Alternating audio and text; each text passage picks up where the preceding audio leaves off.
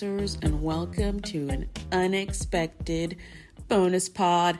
Well, unexpected if you don't follow us on social media, but if you do follow us on social media, I did tease a little bit of a bonus pod. Here I am. This is Anastasia, and I'm here to review Challengers, the movie. If you have been living under a rock, this is the new thing. New, hot summer movie starring Zendaya, directed by Luca Guadagnino. It's been definitely rocking the tennis world in a good way, I think. You know, it's exposed tennis to a whole bunch of new fans, and there are tons of reviews out there. Here at Ground Pass, we're going to take a little bit of a different path.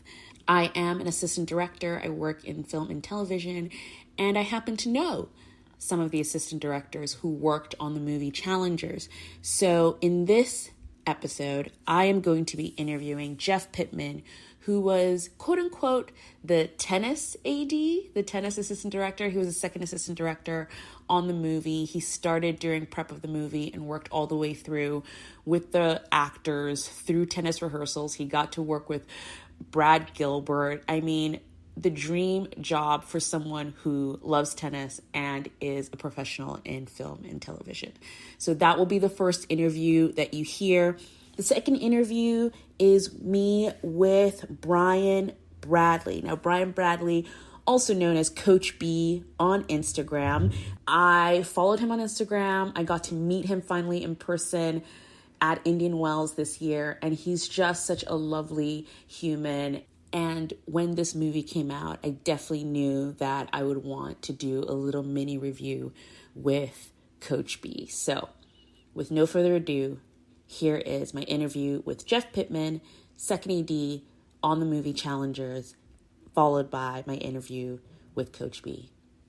Welcome to the show, Jeff Pitman. Hello. Hi. Thanks for having me on. So I have you on the show for a special bonus episode of the Ground Pass podcast to talk about Challengers, the movie. And you had a special, you know, it's funny, I've tried to keep away from all reviews basically until I did my own. But I don't think anyone has talked to crew who actually worked on the movie. I think people have talked to the director, the writer, the actors, obviously. But you were an assistant director on the movie, right? Yeah, I was one of the second assistant directors on the film from start to finish. And, you know, we had a lot of months of tennis rehearsal and training for the cast and finding the doubles. And so that process kind of leading into the filming. And then, of course, it was a pretty tennis-heavy script. Yeah. So we had a lot to do. Okay, so for the listeners who do not know what an assistant director is, which I'm an assistant director as well, and no one knows what we do. Everyone's like, No. Do you assist the director? And I'm like, well, kind of. I kind of assist the director, but it's not in the way you think. But an assistant director, in layman's terms, is we kind of, you know, if you wanted to think of a movie as a company, we're the managers. You know, we sort of schedule the movie or television show, depending on what it is. We help with the day-to-day running of the set. So we're kind of, the easiest way to say is like in a company, we're the managers. We manage the production of a movie or TV show. Do you think that's kind of the best way to say it?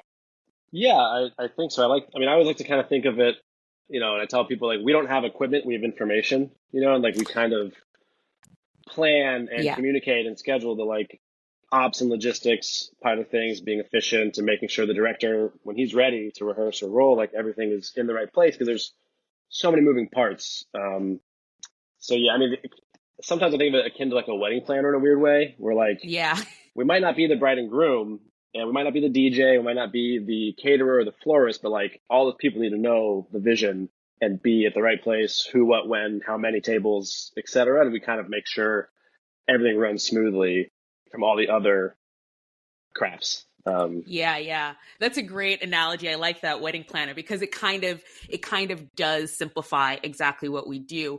A little bit about you. So, you know, this is a movie about tennis, and you don't, you know, I mean, there've been movies about, I don't know, Einstein and, you know, different race car driving, and the assistant directors don't always have to have a background, but you have a tennis background. What is your tennis history?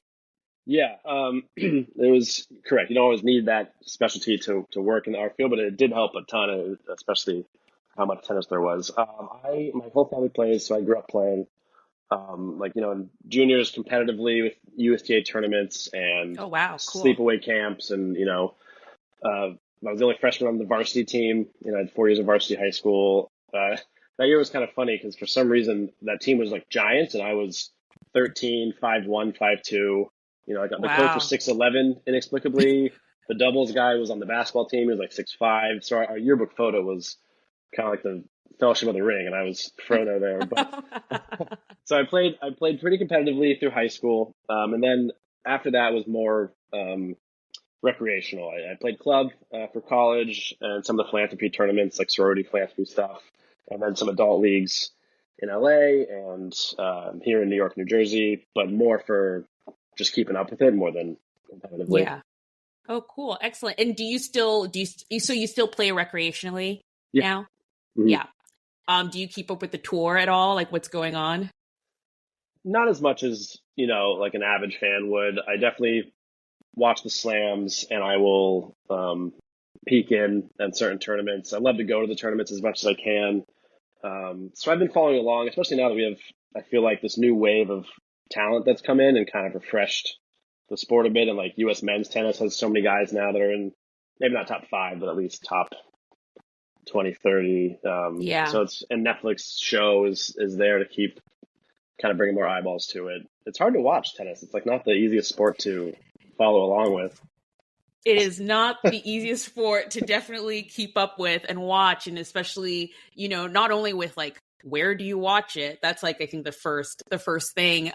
It's also, you know, tournaments go on around the world at all times of the day. So it can be Yeah. hard to definitely keep up with. But I love that you said you like to go to tournaments, because that's what Ground Pass is about, like getting Oh, people yeah. to go to tournaments, especially on a ground pass, which I think, you know what it is? I think a lot of people just think, oh, tennis, so expensive. And, you know, depending on the tournament, you can get a pretty ground pass and see some really great tennis, you know, or for example, the free week at the US Open. So, you know, that's kind of our little mission, getting people to watch more tennis live.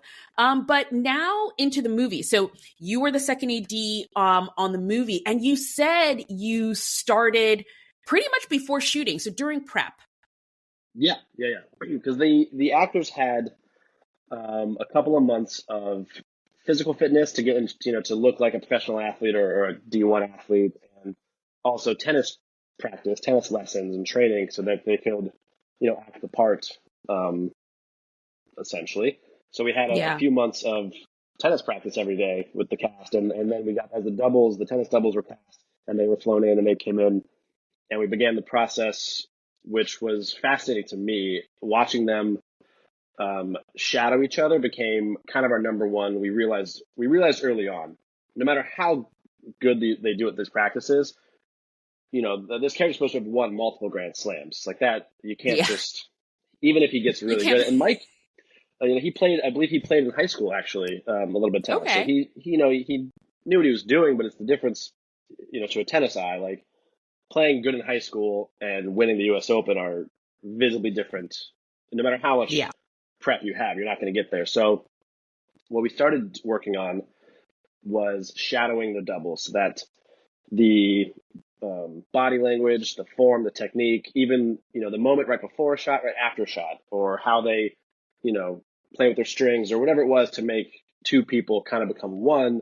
So when we have the movie magic tricks, it was a seamless transition, and it gave Luca more options as far as, do you want to go with the double here? Do you want to go with the VFX thing here? So the more they could act like each other, whether, you know, you're not going to hit the ball that well, but if they can look the right part, you can you know, face replace, you can add the ball in, like whatever. You just gave more options that they could mirror a real professional tennis player as best they could. Right. Yeah, that is actually so cool to hear that it even went down to sort of like how they held their racket or played with their strings, because it's funny to me. So one of my favorite, like a little quirk of mine is I love service motions. The quirkier, the better. Like I love a good service motion that's unique to the player. And a lot of, I think the easiest player to sort of, someone who has a tick is Rafa. Like Nadal just has that thing, you could see it from a mile away. You're like, oh, that's Rafa. He's doing his thing. He's doing his, his little service ritual. Exactly. But every player has something. Like if you watch it, they kind of, be it a celebration or maybe a little thing they do while they're serving, they tend to have these motions that they repeat over and over again. So it's really cool to hear that they incorporated that into even these fictional characters. Yeah, it was a huge part of the Patrick character, was that he has this non-traditional service motion, because as a character, he's also kind of the wild card one, or more of the rebel, aggressive types. They kind of wanted the tennis form to reflect that. And so he worked on what would be good. And funny enough, that I think the double had kind of an interesting toss, but on camera, it wasn't visible enough. It wasn't bold enough to tell a non-tennis fan, this is a weird serve. It was very, you had to know what you're looking for to be like, oh, that's an interesting service motion. So him and Luca and the writer, Justin, they created something for this character to do. And also, one thing I noticed in the film, the props were fantastic on this, and they were tennis guys. Patrick's shock absorber was a rubber band, which is classic, matching his character versus the like preppy, sponsored one. He had the classic old school, like cut a rubber band and tie it up. Just small things like that really I thought were fun to watch. Right. I've kind of been discussing this movie with different sorts of people, like people who have no idea about tennis and they just love Zendaya and they just want to watch a Zendaya movie, to the sort of like elite of like, I watch tennis every day, multiple hours a day. I play tennis also. I also, compete in tournaments. And, I've kind of landed, I'm going to go see the movie actually after this interview for the second time. But the first time I watched it, I realized very quickly, like, it's a movie with tennis in the background of it, but I wouldn't say it's a tennis movie. Like, I think a lot of people, when the trailer first came out and like, the excitement in the tennis world of this movie, I think a lot of people went into it thinking, ooh, tennis. So the critique started to happen immediately about like, oh, that forehand looks weird, or, all that. Like because you mentioned this earlier, but there's no way to sort of like in 2 months, build a kind of elite tennis player. Yeah, no, I 100%. It's not a tennis movie. It is a movie with a lot of tennis in it. And I remember, when I first got there and I knew it was a Luca film, and I read the script and I was like, I know this is kind of a love triangle relationship, sexy kind of drama, but there's a lot of tennis in this film. Not even just the final act. There's like the juniors tournaments, women's, girls, the D1 stuff. There's like a lot of tennis. I was reading it. I was like, oh, we have a lot of points to rehearse.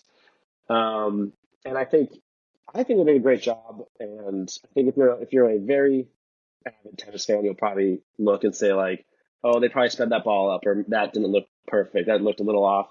But a lot of the shots, because it was the double hitting, and some of them are very real. These are really elite players hitting the ball. And I thought it looked pretty great. Yeah. I think for me, what sold it a lot were kind of the details you just talked about too, using a rubber band as a dampener, or the sort of reality of the world that was created behind the players. I think I talk a lot too about the fashion and the clothes, and like you could just tell that Michael's character was based off of Patrick Swayze was based off of Roger Federer, down to the Uniqlo branding. He's just clean cutness. You're like, that's Federer right away. I think Art is maybe more of a Kyrgios type character and stuff. What was that like, creating that world and being true to it? Because it's the first movie I've watched tennis wise that I was like, they kind of nailed almost the reality of the because and just to clarify my point, because I think tennis movie, people think Wimbledon. Mm-hmm. Or that's sort of the idea of tennis, all white, really pretty, grass, country club, yay. And this movie chose to be set at a challenger event, which is one of the lowest levels of professional tennis playing. And they really hit the nail on the head a lot with some of the details. What did that entail? Well, I'll say as an AD, when you're executing director's vision, it starts from the top. And Luca he wanted authenticity. He wanted it to be as real, the details as real as could be. If that's not what would happen, he was like, I don't want it to happen. If that's not how it would go, as far as you could, you're still telling a story and making a movie, but as much as possible. If it's supposed to be a Stanford player, that should be someone that could play at Stanford. If that's how his racket would be, that's what he wanted. So it starts from there, and then the art department and set decoration obviously worked very closely with him, and they crushed it. Like you said, the Uniqlo, the On Clouds, the Wilson branding it emitted Federer. You knew that was kind of the model guy they're playing with, or playing after, and which was really cool because I grew up in the era that this film covered of tennis. So seeing the props department come out these old 2008 rackets, the old when that Federer Red Wilson came out, that and the white handle that every kid had, everyone was playing with that racket, and when that came out, and so when they pulled those out of the bag, for me it was exciting. So yeah, those details really helped build the world. And on that note, with the lines judges, they for the most part had experience being lines judges. The ball boys, same thing, especially at the U.S. Open portion. That was as much as we could. Every element of the film was as authentic and real as we could fit into the movie and still film a movie. Right. And that brings me to one of, I think, the coolest parts that you got to experience this, which was working with Brad Gilbert. What was his role exactly? Was he just a consultant, or did he also act as almost like a coach, which would have been so cool to watch? No, Brad was all over the film. He was great. He basically took he wrote the match. He kind of scripted out the points, because there's a difference of Patrick serves, they rally, Art wins with a blistering forehand. I'm butchering Justin's writing, but okay, sure. But okay, when you go to film that, does that mean, was it a cross court forehand? Was it inside out? How long was the rally? Was there a lob and a drop shot in there? So there's a lot of unwritten tennis shots that had to be fleshed out. So Brad did that portion of it, and then he was coaching and training the cast and simultaneously making sure they knew the points, because they have to know, all right, this is deuce point, 6-5 game, third set. This is the forehand, backhand, backhand, forehand shot. That's that point. It's almost like choreography. 100%. I was thinking about this. It's not unsimilar to doing a musical or a heavy action, heavy stunts involved movie, where you have this whole other branch of expertise and people that kind of come on set and have to run things a little bit and dictate, because you just have so much of their world that's happening, the choreography of the points, that the lighting guys weren't, they're not memorizing how many backhands are in this specific rally. So that was a lot of Brad and I's role on the day, was memorizing the matches and then being able to translate that to the crew, and everyone knows what's going on. So he was there almost every day there was tennis. And if there wasn't tennis being filmed, a lot of times he's rehearsing, practicing with guys if they didn't have a scene together, going to hit with them. And I should say his wife, Kim, was also very critical in casting the tennis players, being on top of the points and stuff. She was great. Can't not mention her. Oh, that's cool. That's awesome. I didn't even realize she was part of the team as well. So what was it? I think it was the Atlanta tournament. Yeah, I immediately recognized court 17 at Flushing. I was like, that's wow. court 17. That's in a good New eye. York. It's not Atlanta, but we're gonna go with the disbelief here. what was it like shooting? Because that wasn't the only scene you guys did there. It was Court 17, and I think was her junior match was there too as well. Yeah, so her junior match, their junior doubles match, and their junior singles match, and in Atlanta were all filmed at Flushing on the grounds at the U.S. Open, which was obviously very cool for the casual tennis fan I was. I think it was courts 11 and 12. You probably know it better than I do. I think that's where we were. For the juniors? Yeah. Because it's the one, it's overlooking. I mean, of course, once you see Ash Stadium, you're like, oh, okay, great. They're there. I think court 17 was definitely harder. You have to have been at court 17 and actually know those grounds, which I go to the US Open every year. I was like, that's court 17. It was really cool to see. How long were all those sequences? Like, how long were you shooting there? The US Open stuff we did, I think it was 3 or 4 days. Stop. Yeah, no, we knocked those out pretty quickly. That is so cool. I mean, I was thinking, oh, they were there for a week, all these shots, all this background, all these extras. No, I think I'm sure it had to do with how long it could be there, and the limitations that Was this before last year's US Open that this was shot? We wrapped, or was it 2020? We wrapped in the summer of. We wrapped at the end of June or July of 22. So yeah, so it would have been September. So before the US Open of that year, right? September would have been. Yeah. So I think they were getting ready for it. I'm sure we had limitations how long we could stay. Because if you look at the movie again, we watch it. The US Open parts, there's not a lot of rallies. It's pretty. You see a point or two. Exactly. You don't get as much tennis, but it does a good job, I think, of masking that. Okay, cool. And where was the Challenger shot, the New Rochelle Challenger? So the rest of it was shot outside of Boston. Was most of the movie. Okay. So I forget the town that New Rochelle was built in on these courts, but we were there for a very long time. Right. Again, I mean, most of the movie is the Challenger. It does flash back and forth a lot, but that world that was created of the Challenger, I was just like, oh, this is just like going to a small tournament in a town, and the details of it was just quite interesting. Did you have anything to do with also sort of setting the extras that were the audience in there too? Yeah. So, I mean, my role specifically, if we had tennis going on, I was mostly on the court, and I let the other ADs and our team handle the crowd. Yeah. I would maybe clue them into what the point was, like what was happening, so because I was the one that knew the tennis, back and forth. So I'd be like, hey, this is this point. He's going to win. He's going to curse, But as far as setting the crowd, most of that was, I helped, when I could, but mostly I was on the court with the ball judges, line judges, the ball kids, the doubles, the cast. Like that was, more where I was busy. Cool.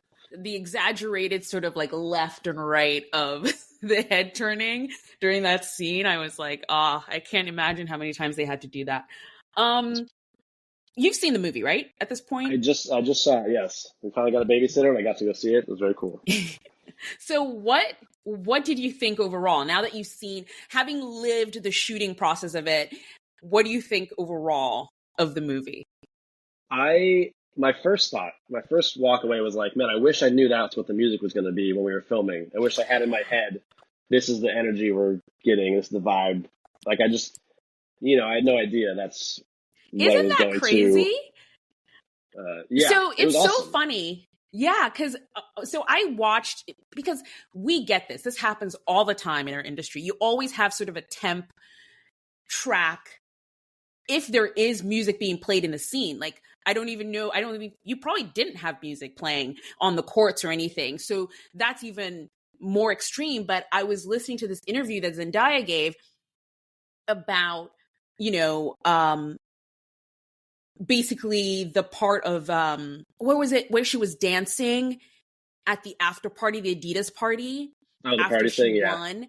Yeah. And she was saying in the interview how she's not really matching what the finished product is, because on the day they were playing like a Bowie song and that's what she was dancing to. So it's really funny you say that, because it happens to us a lot where you're just like, oh, well, this is the temp track of this party scene that you're doing. And then you watch the edit and you're like, wow, I really wish I knew that's what the music was going to be.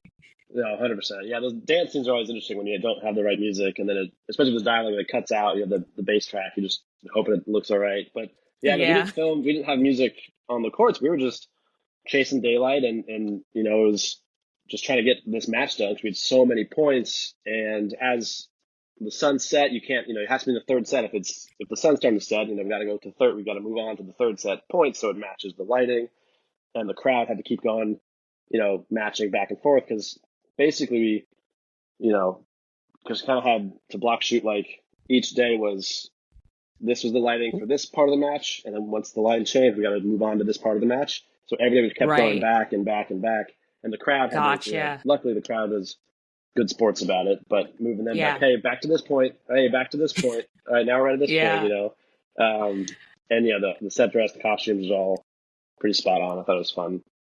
Yeah, that's the tedious nature of our business, where I think people are just like, oh, it must be cool. They just, you know, they just played the match and they shot it. And you're like, no, you just do it like at least 40 times. 100 times. The same section. And you had to keep in mind, you know, other things of like, are the doubles going to get too tired hitting this many balls, you know? And also like we did so many interesting bits of coverage of the tennis. I thought he had so many dynamic shots that you don't normally see. So sometimes you don't get the whole point because it was like close up on the feed or the ball POV, all these things you have to. I was actually going to ask you about one of my favorite different like shots from the edit, and if you were part of that. But the shot that was sort of like they must have been standing on some sort of plexi or something, and it was from underneath. What was that? So that was a shot that kept getting pushed. I believe it was I think they ended up filming it in Rome. I think it was after we wrapped. Because I think it just kept not happening. It was supposed to be a glass platform with the camera beneath it. And I think they ended up having to film it after we finished, a little later in Italy, and just kind of matching as much as we could the footwork of that specific moment in the points. But that was my favorite shot of the film. I thought that was so cool. I'm glad they made it work, made it happen. Right. It just, I think it, you know, again, back to the point where I think this is sort of a love triangle, you know, drama movie that just happens to have tennis in the background. I love the sort of, it takes you out of it a little bit. It made it a little bit more surreal. And, you know, at that point I wasn't looking, oh, is their footwork good? Is that what the footwork would have looked like? It was more sort of trying to find the energy of tennis. Like watching the movie, I think a lot of it, because even with the flashbacks, it was back and forth and back and forth. And I think the movie just carried this energy of a tennis match and how back and forth it can be. And I don't know if that's exactly what they're going for, but it's definitely what I got from the movie. Yeah, I mean, I think it was definitely part of it. I loved that because the character drama is the heart of the movie. That's more the story. So it made the tennis, when they're duking it out and kind of their stock is going up and down in her eyes, more or less, it kind of made the tennis part of it. And I don't want to say it didn't matter, but it was more just fun for the viewer to watch because you're really knowing it's not about this tennis per se. So the fun music, all the cool shots, like the fast pace and interesting cut of it, I think added to, you're not really watching a match. You know, you're watching them play tennis, but it's for a different purpose. So it didn't have to just be, you know, your broadcast view. Like it could be different. It could be a fun visual element to it because it was more about them than the points. Than actually the points. The favorite part of it I loved was, you know, at the end of the movie, it kind of just like climaxes to this big hug. And, you know, if you're paying attention, that's not the end of the match. That's like the first point in the time. Yeah, right. That's not the end. That's not the end of the match. So I think it didn't matter. The score didn't matter. The tennis itself didn't matter. It was more about the relationship between the three characters. But this was great. This was awesome. Thank you so much for talking us through sort of the technical parts. I don't think many people would have heard sort of this behind the scenes of the movie. So thank you for coming on the Ground Pass podcast, and hope to see you at a tournament soon, because you're in New York, yeah? Yeah. US Open, baby. It's going to be great. Thanks for having me.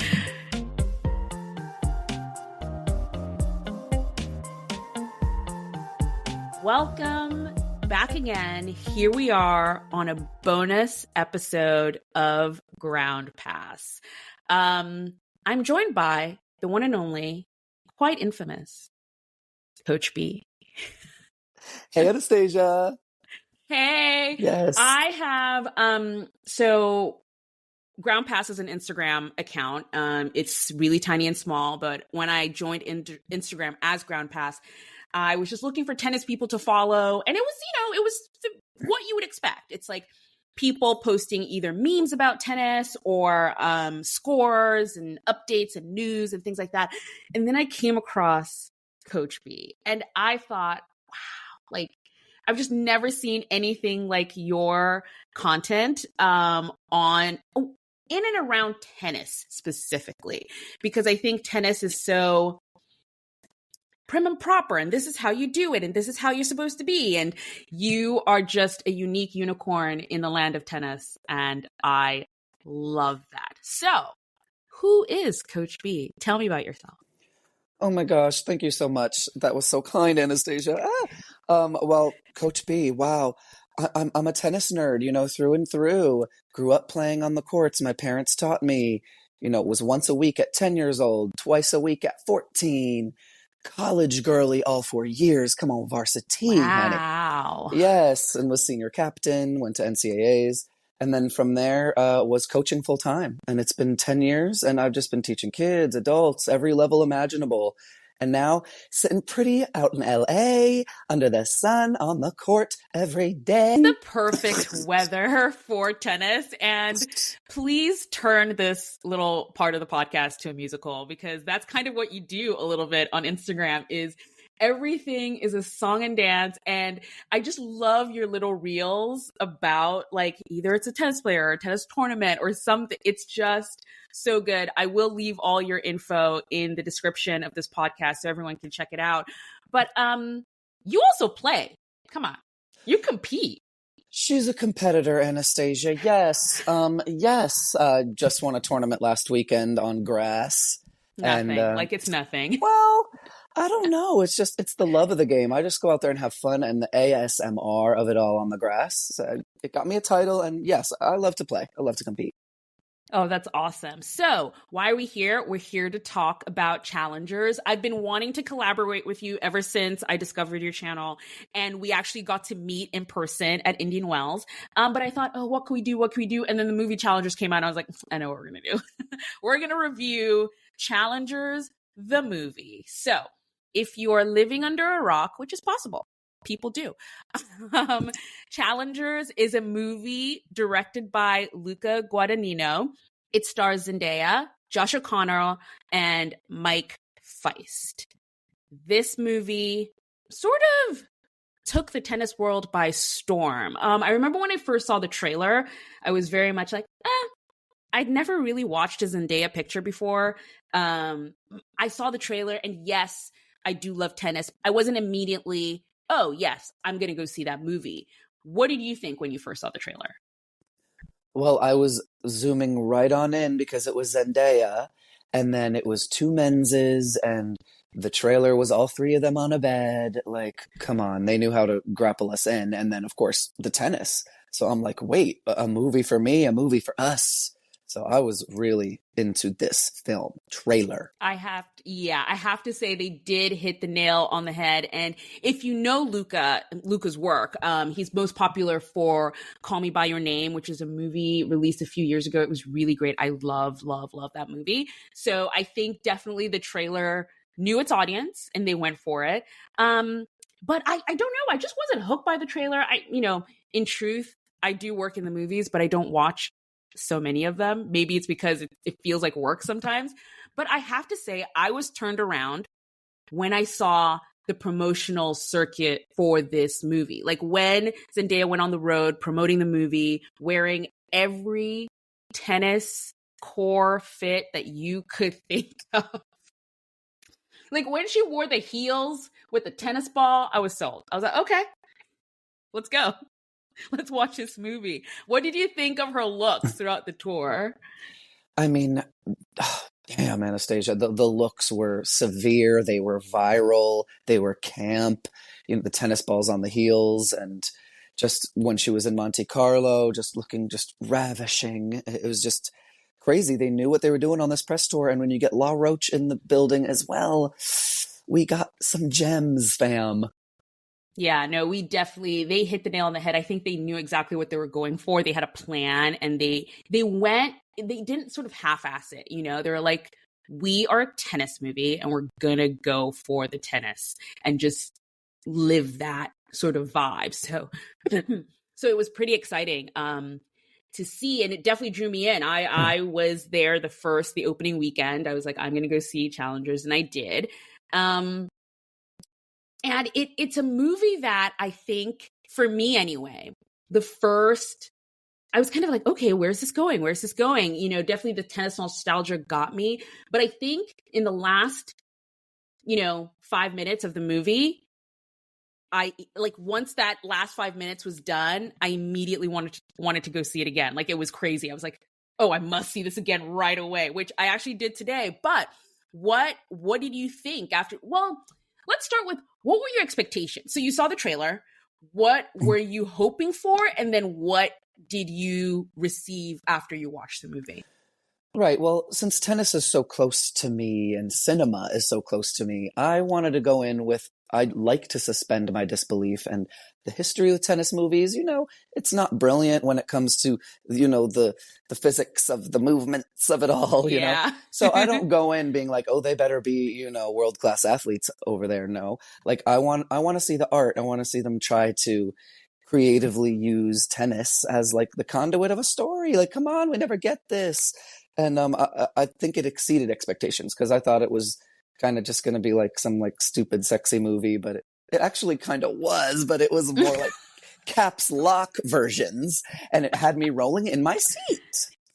Oh my God, I love that you say that. It's so funny. So the first half of this bonus pod, I actually got to talk to an assistant director who worked on the movie, Jeff Pitman, and he was kind of the tennis AD, basically. And we talked a lot about the physicality of it, how much training the actors had to do to make them even just look like tennis players, let alone play tennis.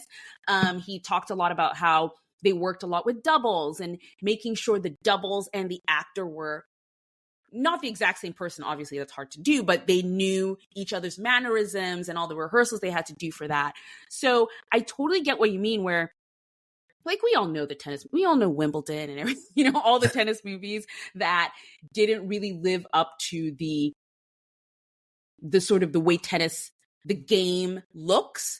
But I love what you said about this movie in particular, using the essence of tennis to tell a story. So it's not about forehands and backhands, but it's about like what tennis maybe makes you feel, maybe what that sort of tension brings on a court, and then how they use that to tell the story. What was your favorite part of that? Like, what was your favorite part of the movie?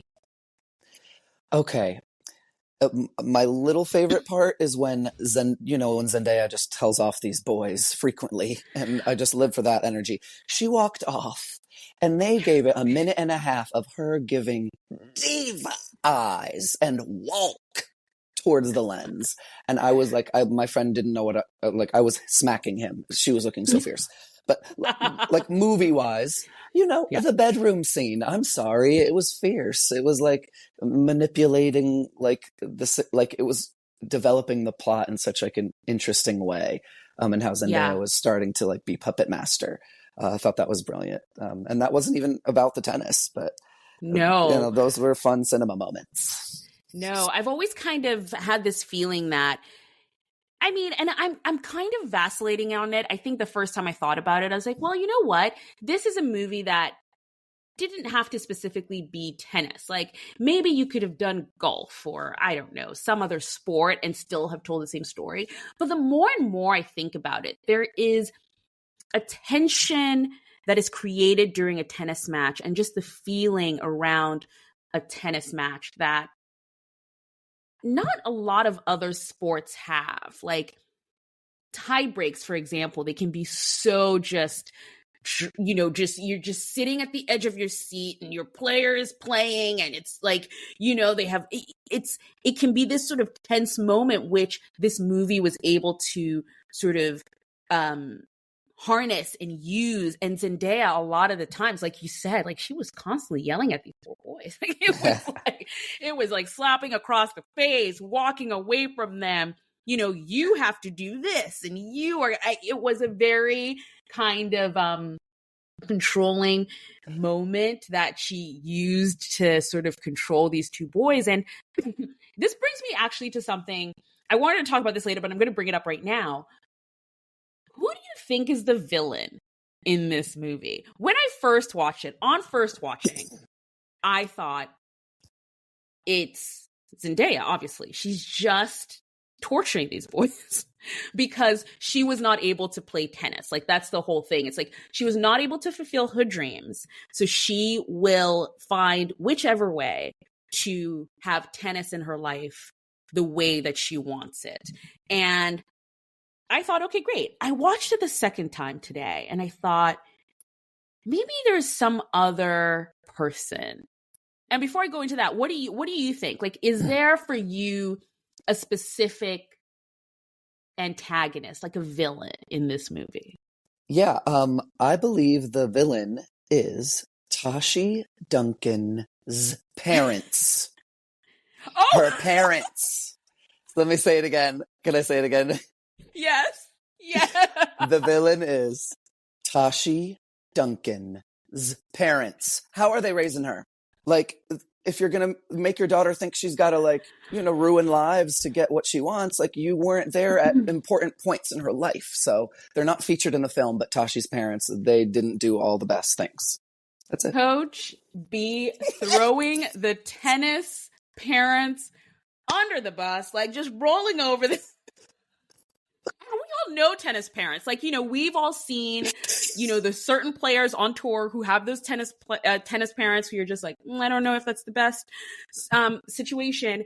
But that is such an interesting take because the reason why I initially thought, Tashi was the villain was because I think she's so self-centered in her love for tennis and love for wanting good tennis that she will roll over anyone to do it. And I remember at the beginning of the movie, so when they were still in sort of junior US Open times, the character of Patrick was questioning Tashi as to why she wanted to go to college. And I remember her saying in the movie, well, you learn other things in college other than tennis. So it was clear at the time, she didn't just want to go play. She wanted to sort of, enlighten herself and have a different plan. But later on in the movie, you realize when she's at the Applebee's with Art and she says the only skill she does have is hitting a ball. And it's funny you say, because it's sort of like her parents didn't give her any other options. Tennis was her life. She only knew tennis and she just wants to be in with tennis at all times. So it all stems from them. It's their fault. Oh my goodness, we did it. We solved it. It's the tennis parents. We did it. It's a deeper meaning. We didn't know we were going to go there, but those tennis parents. I actually thought Art might have been the real villain because, and this is really such a 180 for me because I just thought when I first watched the movie, Art was the victim. Here he is. He just loves Tashi and he just wants to be with Tashi and that's it. And here she is trying to make him into, Grand Slam champion and multiple times. And all he just wants is to have a family with kids. But when you think about it, all their problems sort of stem from art. Like the whole thing with, of course, yes, they meet Tashi, they fight for her, and Patrick won. And as a friend, you could leave it as that. You're sort of like, Patrick won. I'm going to walk away, go find some other girl to love. But he just kind of pushed it, right? Don't you think?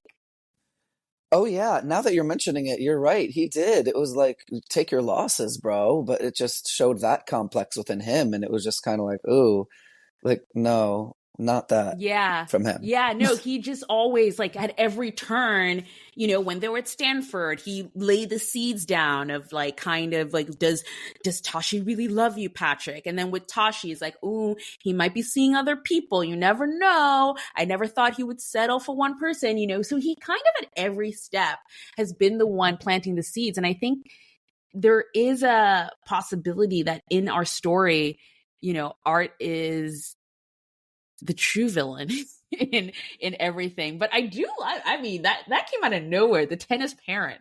I, love a good villain tennis parent, because sometimes, man, you're just like, can you just stay at home and just clap? Yeah, so when you said art, I was like, I got deep for a second. I was like, art. Like, art is the artist of the drama. And he's like making art out of them.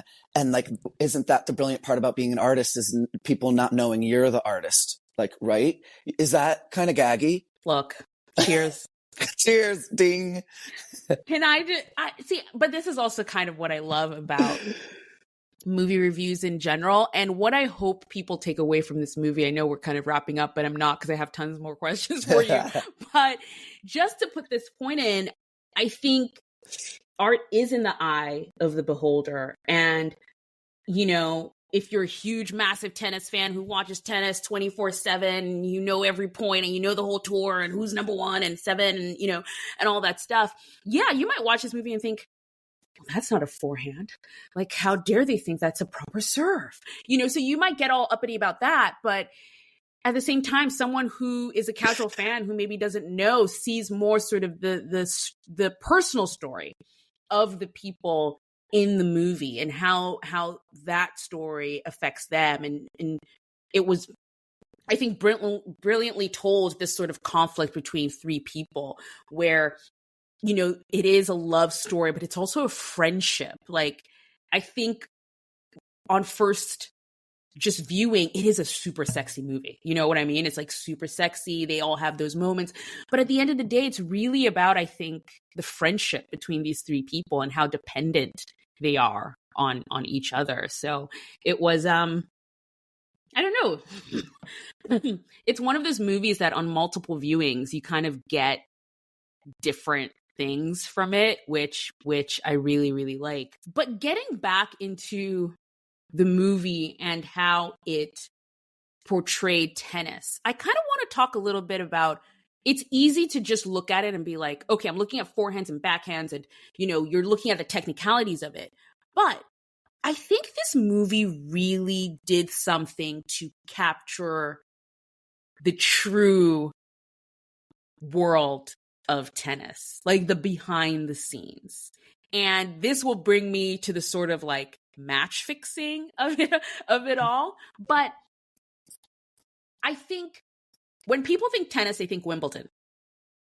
Pretty grass, prim and proper, people dressed to the nines. And this isn't a challenger, a lower level tournament, maybe not sort of the highest ranked players.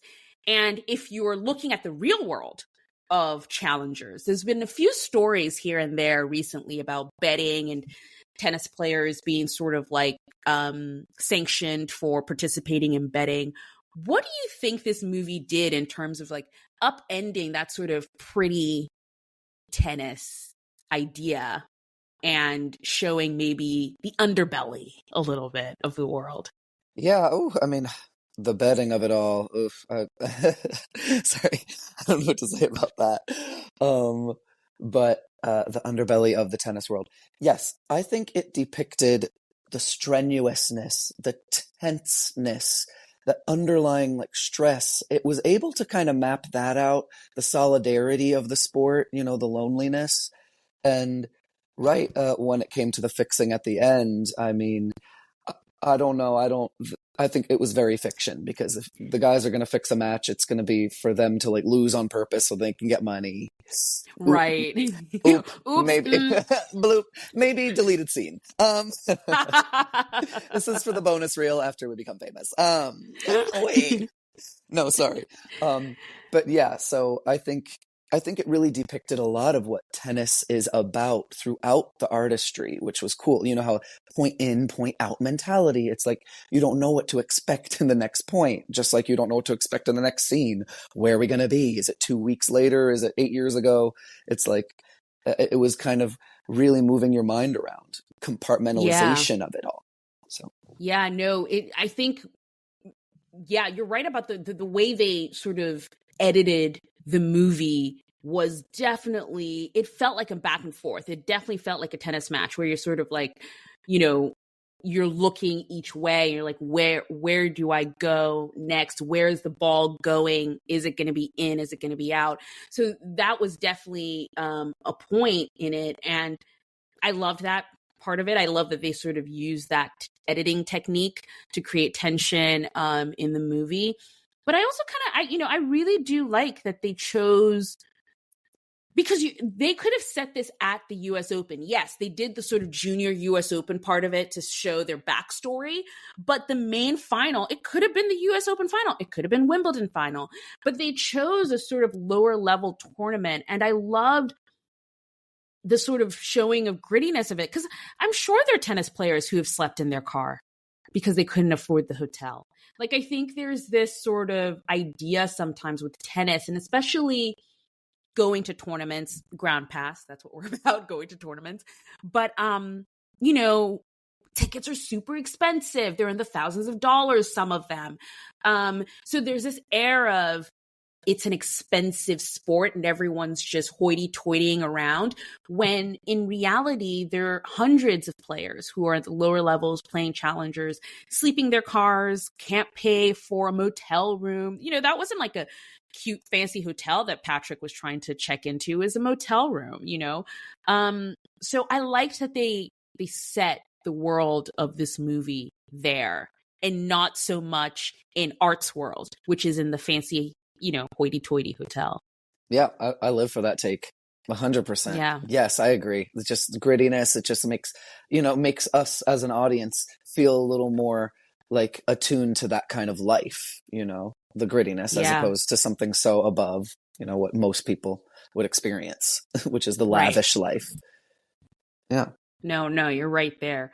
I can't think. So one other thing I wanted to bring up about this movie is the fact that it featured, I kind of said earlier that this movie, I think in the end, was mostly about the friendship between the three of them. But hey, in the trailer, you basically have a throuple. That's what, outwardly the movie's about. You have these two friends, Patrick and Art, who clearly have a sexual chemistry as well.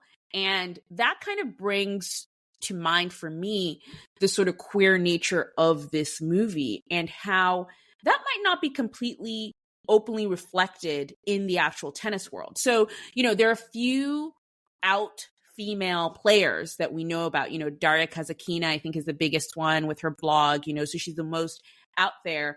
But you do not have, till today, a male player who is out and playing on tour. And it's always fascinating because I'm like, that's impossible. It's just, in the history of all of tennis, I think that's, kind of impossible for it to never have occurred. But what do you think this movie does to sort of highlight that, or sort of maybe just show a side of male relationships in the tennis world that might not exist, openly, but are definitely probably around behind closed doors? Yeah, Anastasia, everybody say love. Okay, because at the end of the day, all three of them loved each other, and it was just through toxic, you know, ways. But I think there was love for all three of them. So, right, we live for that like queer undertone. You know, there's a lot of people that exist out here who want to see themselves on screen, you know, and athletes exist that lean certain ways. Athletes exist that were born certain ways. And so it's really great. I think we're in like a gay movie renaissance, or not even just a naissance of gay cinema. We're talking the movie Femme, Of an Age, All of Us Strangers, and now Challengers. Like, at me in my 30s, seeing that depiction on a big screen is overwhelming for me because I didn't see it growing up. So imagine being, 17, 18, and maybe you are a really high level athlete and you go in and you see it depicted, and I didn't think it was anything like offensive at all. It was just very normal attraction. And I think this film could help us see a out person who is proud and ready to be themselves on the men's tour.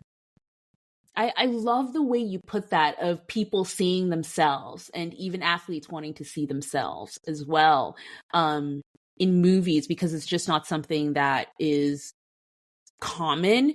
And it's nice that movies like this are sort of in a very, because again, I felt like there was this undertone of attraction, and you could just definitely tell there was a tension between the two characters, but at the same time, that wasn't the whole story. So it was just a part of who they were as well, versus just the only thing they were. They were tennis players at the end of the day, and wanting to fight for this, not only being tennis players, but also for Tashi. And I just love the way you said that, whereas like sometimes people just don't get to see themselves, and that might make them feel like they're other, versus just, no, you're just a tennis player who just happens to be queer. Like, whoop-de-doo kind of thing. And it normalizes it a little bit more, which I love. Any final thoughts? Like what, okay, here's a good question. Would you recommend this movie for people to watch? And any final thoughts on the movie and what you maybe want to see coming out of Challengers? I would recommend the movie to people, of course. It's really fun. It's really fun stuff. It's unique. It's ridiculous, and it gives you tennis. And my final thoughts are, I really appreciate Luca Guadagnino for making a movie for me and my community too. Not only was it set in my hometown, New Rochelle, but there was a scene in Applebee's, which is my favorite restaurant. Okay, I have to announce this to the world. It's important. And just Zendaya and the dudes and the tennis. For me, it's a total yes. If you like tennis, you should see the film. Awesome. That's really great. No, I agree with you. I think, if you can just suspend disbelief with the sort of technicalities of how to hold, the racket and the grip, and it wouldn't be this, and the toss is too high, and all those little things. Just take that away. I think this is such a fun summer movie. And I also think for the tennis world, it brings in a new audience, kind of like, Breakpoint did with some people who maybe have never had an interest in tennis, and their favorite actor is Zendaya, and here she is in a tennis movie, and maybe I should check out what this tennis is, and maybe go to the US Open or watch other tournaments or go to Wimbledon or anything like that. So I think it's really great that it exposes tennis as a sport, and I hope it helps grow the sport. And more importantly, I hope the gatekeepers don't gatekeep. I hope they, welcome all these new tennis fans with open arms and bring them in, Don't you think? Yes, I think the challengers will hopefully, pave a nice path for, tennis kind of being like a cool thing. It's just interesting how it was always kind of like, oh, you're a nerd if you like tennis. But now it's kind of like, okay, Zendaya's out there doing it. Okay, snaps for you. You can play some tennis. It's a sexy little sport. Let me just say that. It is a sexy little sport. And believe me, I've been playing that soundtrack during my clinics, and it's getting the girls running around. Oh my goodness, we didn't even talk about the soundtrack, but if you haven't, please just check out the soundtrack. If you have a workout to do, a run, anything, listen to the challenges, soundtrack, because that will get you through Right? whatever tiredness you have. You will be awake. You'll be like, Like, it was giving music. It was, again, great, great soundtrack. Coach B, this has been fun. Thank you so, so much for coming and spending a little time with me on Ground Pass. And I really hope to see you at a tournament soon. US Open, maybe? Maybe? So fun chatting with you, Anastasia. I will be seeing you at the US Open if you are there. Come Yes. through. Let's get a cocktail. Let's talk tenny. Let's talk content. Let's do more collabs. This is so fun. Okay, awesome. Seeing you. It's a date. We're going to be together at the US Open and we're going to do some fun little content stuff. Thank you again. And I'll see you guys soon.